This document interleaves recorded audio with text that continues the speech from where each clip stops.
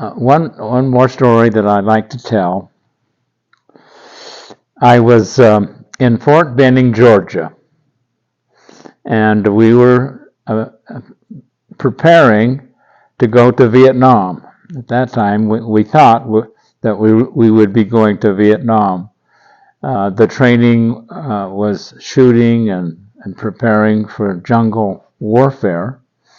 And in southern Georgia, there was this huge swamp area, very much like swamps in Vietnam.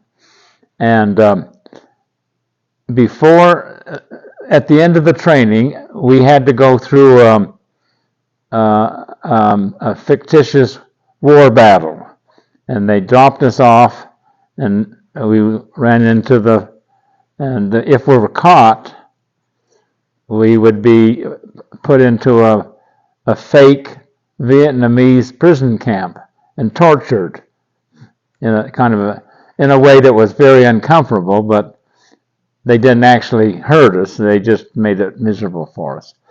But the Sunday before I went to go through that last phase of our training, one of the members of the ward who had been through that same training 2 weeks before came up to me and said, when you get to the edge of the swamp, and what I want you to do is to run into the swamp for about 5 minutes, stop, and find a tree or a clump of bushes and just sit there and hide.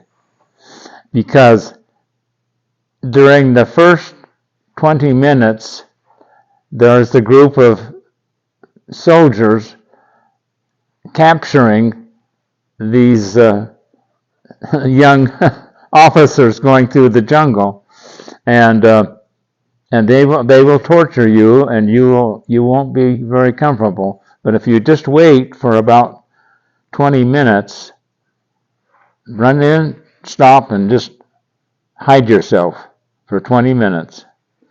Then go through, and you won't get caught, because they will capture, probably half the troops will be captured to have the experience of being prisoners in a Vietnamese prison camp.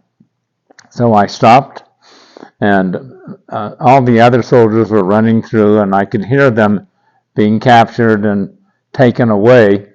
So I waited not 20 minutes, I waited about 45 minutes, making sure that they were gone. And then I wandered through, and I was saved from the Vietnamese camp because someone in my ward warned me and prepared me for what was coming.